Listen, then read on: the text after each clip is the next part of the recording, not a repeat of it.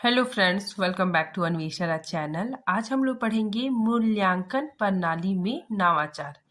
ठीक है, तो ये टॉपिक जो टीचिंग एप्टीट्यूड है, ठीक है, तो उसका ये सबसे लास्ट टॉपिक बचा हुआ है। ठीक है, जो हम लोग मूल्यांकन पढ़ रहे थे, ठीक है, तो उसका ये सबसे लास्ट टॉपिक है। तो इसके बाद फिर हमारा ये टॉपिक्स खत्म हो जाएगा। ठीक है, चलिए अब हम लोग पढ़ना स्टार्ट करते हैं। देखिए, मूल्यांकन प्रणाली में नवाचार। ठीक है, देखिए मूल्यांकन में नवाचार का मतलब क्या होता है। देखिए, सबसे पहले हम लोग समझते हैं कि परंपरागत मूल्यांकन का विकास। ठीक है, परंपरागत जो ट्रेडिशनल मूल्यांकन है, ठीक है, तो ट्रेडिशनल मूल्यांकन का विकास कर आधुनिक किया गया। ठीक है, तो जो पहले का जो मूल्यांकन है, ठीक है, उसको विकास कर फिर उसमें आधुनिकता लाया गया। ठीक है, और उसी को हम लोग मूल्यांकन का नवाचार कह सकते हैं। ठीक है, देखिए इसमें सबसे बड़ा योगदान किसका है?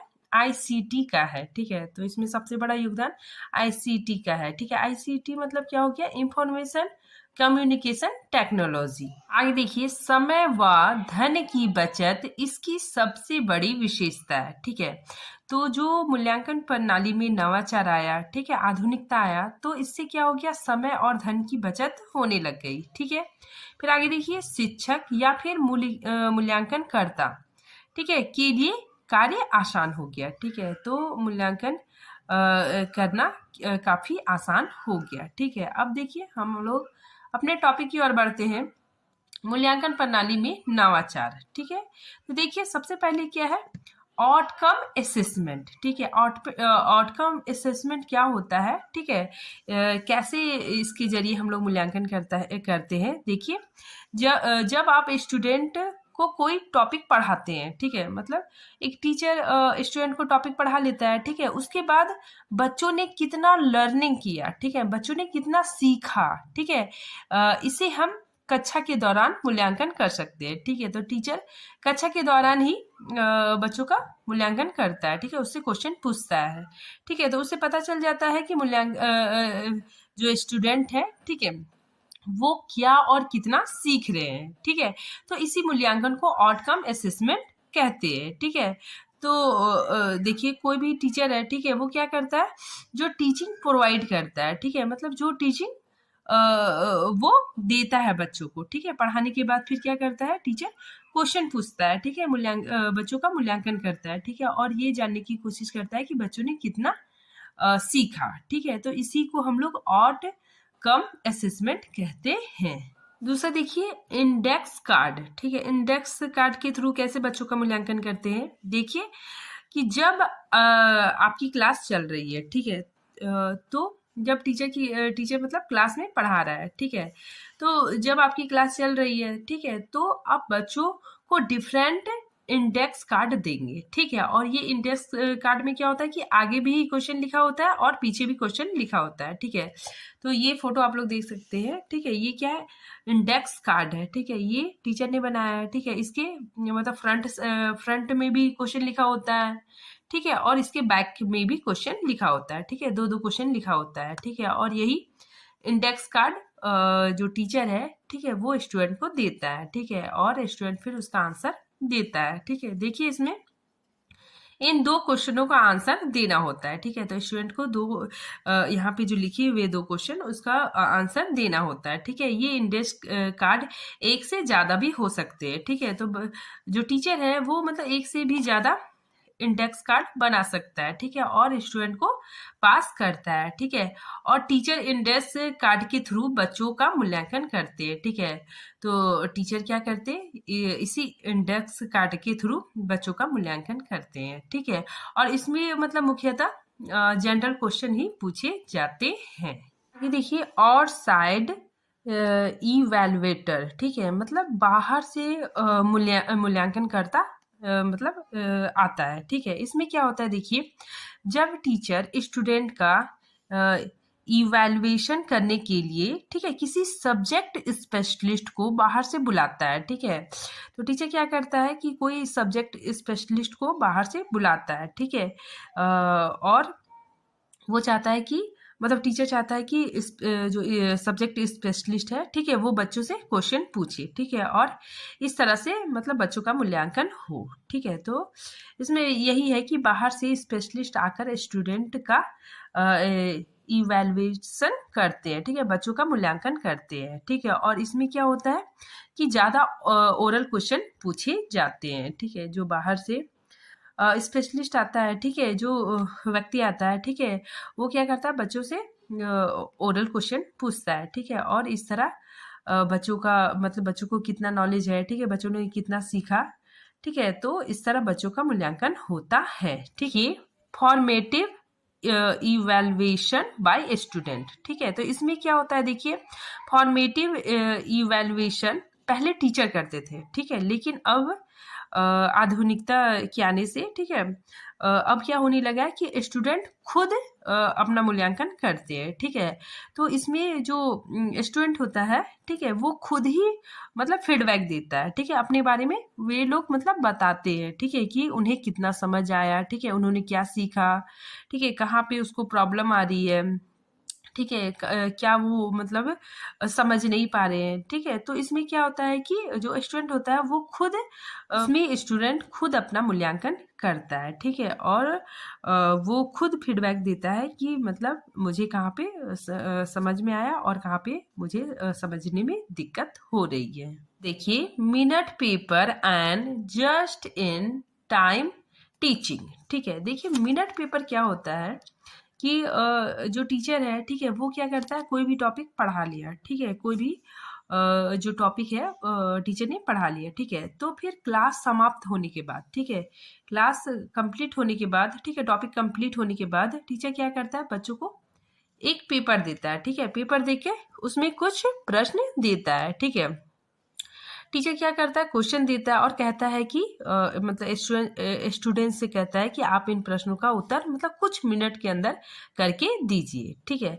तो इसमें क्या होता है कि मतलब यहाँ पे देखिए, जो मिनट पेपर है, ठीक है, तो हम इसको मिनट पेपर क्यों बोलते हैं, ठीक है, क्योंकि ये क्या होता है कि मिनट में काम हो जाता है, ठीक है, 5-6 मिनट में ही बच्चे क्वेश्चन बना के दे देते हैं, ठीक है। तो जो क्वेश्चन होता है वो मतलब जनरली क्वेश्चन होता है, ठीक है, छोटा छोटा क्वेश्चन होता है, ठीक है, या फिर कोई टॉपिक का जो मेन पॉइंट होता है, ठीक है, उसको टीचर लिखने के लिए कहते हैं, ठीक है। तो इसीलिए इसको क्या मिनट पेपर कहा जाता है, ठीक है, क्योंकि ये 5-6 मिनट में ही कंप्लीट हो जाता है, ठीक है।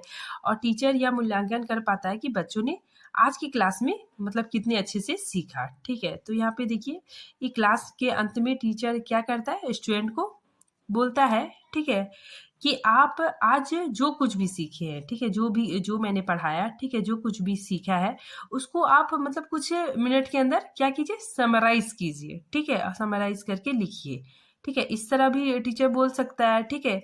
या फिर क्या करता है टीचर, कुछ क्वेश्चंस देता है, ठीक है, बच्चों को, और बोलता है कि आप मतलब 5-6 मिनट के अंदर इसको बना के दीजिए, ठीक है। तो इसीलिए इसको क्या बोलते हैं, मिनट पेपर इवैल्यूएशन कहते हैं। देखिए, स्टूडेंट टीम, ठीक है, स्टूडेंट टीम में क्या होता है कि बच्चों का टीम बन जाता है, ठीक है। तो देखिए, बच्चे मतलब टीम में भी बहुत अच्छा सीखते हैं, ठीक है।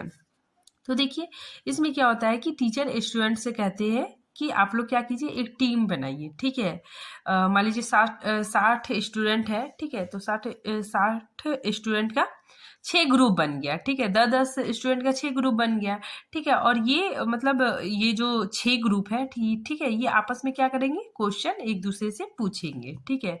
तो इस तरह क्या होता है कि स्टूडेंट टीम से भी बच्चों का मूल्यांकन होता है। यहाँ पे देखिए, 6 ग्रुप हो गया, ठीक है, मतलब हर एक ग्रुप में 10-10 स्टूडेंट है, ठीक है। तो ये आपस में क्या करेंगे, एक दूसरे से क्वेश्चन पूछेंगे, ठीक है, और इस तरह से मतलब समझ में आ जाएगा कि कौन ग्रुप में कितने बच्चे मतलब अच्छे से सीख रहे हैं, ठीक है। और इसमें एक बेनिफिट ये भी होता है कि मान लीजिए किसी को नहीं आ रहा है, ठीक है, और कोई अगला बता रहा है, ठीक है, उसको और डिस्कस करके बता रहा है, तो अगले को भी सीखने का मौका मिलता है, ठीक है। तो ये क्या करते हैं, आपस में एक दूसरे से क्वेश्चन पूछते हैं, ठीक है। इससे भी क्या होता है, बच्चों का मूल्यांकन होता है। नेक्स्ट देखिए, स्टूडेंट्स कोर्स नोट, ठीक है। तो यहाँ पे क्या होता है, देखिए जो टीचर होता है, ठीक है, वो क्या करते हैं, बच्चों का जो नोट होता है, ठीक है, उससे बोरो कर लेते हैं, ठीक है, उससे मांग लेते हैं, ठीक है। और जो टीचर होता है, ठीक है, वो मतलब जो स्टूडेंट है, ठीक है, उसका क्या करता है, क्लास नोट्स बहुत अच्छे से देखता है, ठीक है। जब टीचर स्टूडेंट का क्लास नोट्स है, ठीक है, उसे क्या करता है, बहुत बारीकी से देखता है, ठीक है। तो टीचर को समझ में आ जाता है कि बच्चे ने क्या लिखा है, ठीक है, क्या चीज उसे क्लियर समझ में आ रहा है, ठीक है, क्या चीज उसे क्लियर समझ में नहीं आ रहा है, ठीक है, मतलब कहाँ पे उसे प्रॉब्लम हो रहा है, ठीक है। तो ये सारी चीजें टीचर बच्चे का जो क्लास नोट है, ठीक है, उसके माध्यम से समझ जाता है, ठीक है। तो इस तरह टीचर मूल्यांकन कर सकते हैं, ठीक है, कि बच्चों की कितनी लर्निंग हो रही है और कितनी लर्निंग नहीं हो रही है। देखिए स्टूडेंट स्टडी ग्रुप्स, ठीक है। देखिए स्टूडेंट स्टडी ग्रुप्स में क्या होता है, इसमें स्टूडेंट के ग्रुप बना दिए जाते हैं, ठीक है। देखिए एक ग्रुप दूसरे ग्रुप से क्या करता है, क्वेश्चन रिप्रेजेंट करता है, ठीक है, मतलब एक ग्रुप दूसरे ग्रुप से क्वेश्चन पूछता है, ठीक है, रिप्रेजेंट करता है, ठीक है। और देखा जाता है कि छात्रों ने कितना सीखा है, ठीक है। देखिए एक साथ बच्चे मतलब ग्रुप में काफी अच्छे से, ठीक है, काफी बेहतर तरीके से सीखते हैं, ठीक है। तो यहाँ पे टीचर को पता चल जाता है कि स्टूडेंट ने क्या सीखा, ठीक है, और ग्रुप में किस चीज का डिस्कशन हो रहा है, ठीक है, कहाँ पे बच्चे गलती कर रहे हैं, ठीक है। तो इस तरह से भी टीचर बहुत आसानी से बच्चों का मूल्यांकन कर सकता है। हम लोग देखते हैं कॉन्सेप्ट मैप्स, ठीक है। कॉन्सेप्ट मैप में क्या होता है, देखिए काइंड ऑफ ट्री स्ट्रक्चर में बी फ्लो चार्ट, ठीक है। इसमें देखिए यहाँ पे क्या होता है, देखिए एक स्ट्रक्चर, ठीक है, ट्री स्ट्रक्चर मान लीजिए यहाँ पे बना हुआ है, ठीक है। तो जो ट्री से क्या क्या मिलता है हमें, ऑक्सीजन, ठीक है, सैड और पेपर, ठीक है। और पेपर से ही क्या बनता है, बुक बनता है, ठीक है, नोट पैड बनता है, ठीक है। फिर देखिए ऑक्सीजन, ऑक्सीजन क्या है, सभी लिविंग थिंग्स ऑक्सीजन लेते हैं, ठीक है। तो यहाँ पे क्या बताया जा रहा है कि जो मेन कॉन्सेप्ट है, ठीक है, वो मेन कॉन्सेप्ट सबसे ऊपर होता है, ठीक है। यहाँ पे बताया जा रहा है कि एक कोर कॉन्सेप्ट होता है, ठीक है, जो मतलब आपके सेंटर में होता है, ठीक है, और सबसे टॉप में होता है, ठीक है, और उसी से ही मल्टीपल कॉन्सेप्ट निकलते हैं, ठीक है, मतलब इसी से ही मल्टीपल कॉन्सेप्ट निकलता है, ठीक है। तो यही हमारा क्या हो गया, कॉन्सेप्ट मैप। अब हम लोग देखते हैं कॉन्सेप्ट टेस्ट, ठीक है। कॉन्सेप्ट टेस्ट में क्या होता है, देखिए ये बेसिकली साइंस के स्टूडेंट के लिए होता है, ठीक है। देखिए जब कोई टफ कॉन्सेप्ट कराया जाता है, ठीक है, उसके बाद टीचर क्या करता है, क्वेश्चन बनाता है, ठीक है। तो उसके बाद टीचर क्वेश्चन बनाकर बच्चों मतलब स्टूडेंट को, ठीक है, बच्चों को बांट देता है, ठीक है, और स्टूडेंट अपना आंसर देते हैं, ठीक है। फिर देखिए साथ ही स्टूडेंट आंसर का रीजन भी बताते हैं, ठीक है, मतलब जो बच्चे हैं, ठीक है, वो आंसर दिए, ठीक है, उसका रीजन भी बताते हैं, ठीक है। देखिए यहाँ पे बच्चे हवा में बात नहीं करते बल्कि वो अपने आंसर को जस्टिफाई करते हैं, ठीक है। मान लीजिए उसने ए आंसर किया, ठीक है, मतलब कोई क्वेश्चन है, ठीक है, उसका ए आंसर किया, तो वे बताएंगे कि उसने ए आंसर क्यों किया, ठीक है। अगर वे बी आंसर बता रहे तो वो रीजन भी बताते हैं कि वे बी आंसर क्यों किया, ठीक है। फिर इसके बाद क्या होता है कि अंत में टीचर लास्ट में करेक्ट आंसर बता देता है। आगे देखिए ई पोर्टफोलियो, ठीक है। ई पोर्टफोलियो क्या होता है, देखिए ई पोर्टफोलियो एक तरीके का ऑनलाइन स्पेस होता है, ठीक है। तो एक तरह से ऑनलाइन स्पेस होता है, ठीक है। देखिए ऑनलाइन स्पेस जहाँ पर स्टूडेंट मतलब क्या करते हैं, जो डेटा है उसको स्टोर करते हैं, ठीक है। देखिए जो भी उन्हें कोर्स के दौरान दिया जाता है, ठीक है, उसको क्या करता है स्टूडेंट, उसको स्टोर करता है, ठीक है। ये क्या है, एक ऑनलाइन स्पेस है, ठीक है। सपोज मान लीजिए कि मैं स्टूडेंट को रिटेन असाइनमेंट देती हूँ, ठीक है, कुछ उसको इमेजेस शेयर करती हूँ, ठीक है, कुछ वीडियो शेयर करती हूँ, ठीक है, कोई पीपीटी शेयर करती हूँ, ठीक है, या फिर कोई स्लाइड शेयर कर रही हूँ, ठीक है।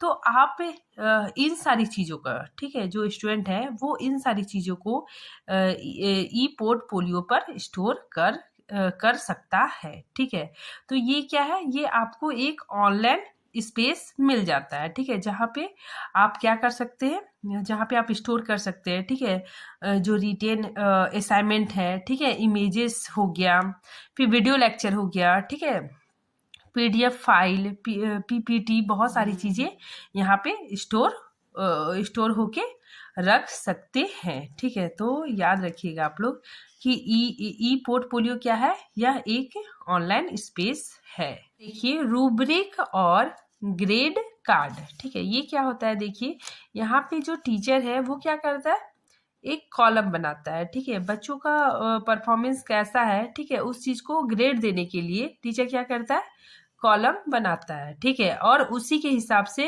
स्टूडेंट को ग्रेड मिलता है। ठीक है, देखिए एक कॉलम मतलब टीचर ने पढ़ाई के लिए कॉलम बना लिया, ठीक है, एक डिसिप्लिन के लिए बना लिया, ठीक है, एक स्टूडेंट का बिहेवियर के लिए कॉलम बना लिया। ठीक है, और इस तरह से टीचर क्या करता है, लास्ट में उसको रेटिंग करता है। ठीक है, देखिए यहाँ पे स्पोर्ट्स का भी कॉलम बना लिया। ठीक है, अब क्या करेगा टीचर, रेटिंग करता है। ठीक है, जैसे देखिए स्पोर्ट्स में बच्चा कैसा है, तो वो देखिएगा बच्चा बहुत अच्छा है तो वो 10 में 10 रेटिंग कर देगा। ठीक है, पढ़ाई में कैसा है तो 10 में 8 दे देगा। ठीक है, तो यही क्या होता है, रूब्रिक या फिर ग्रेड कार्ड। ठीक है, यहाँ पे देखिए थोड़ा सा मैंने एग्जाम्पल भी लिखा है। ठीक है, देखिए यहाँ पे बच्चे की एक्टिविटी है, ठीक है, और इधर ग्रेड है। ठीक है, होमवर्क में बच्चे को कितना मिला, 10 में 5। ठीक है, क्लास वर्क में 10 में 8। ठीक है, गेम्स में 10 में 10। ठीक है, फिर क्लास बिहेवियर में 9। ठीक है, और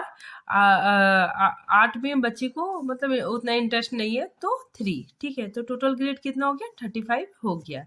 ठीक है, तो यही क्या कहलाता है मेरा, रूब्रिक और ग्रेड कार्ड। ठीक है, तो आज ये टॉपिक यहीं पे खत्म होता है। ठीक है, मिलते हैं नए टॉपिक के साथ, तब तक के लिए थैंक यू।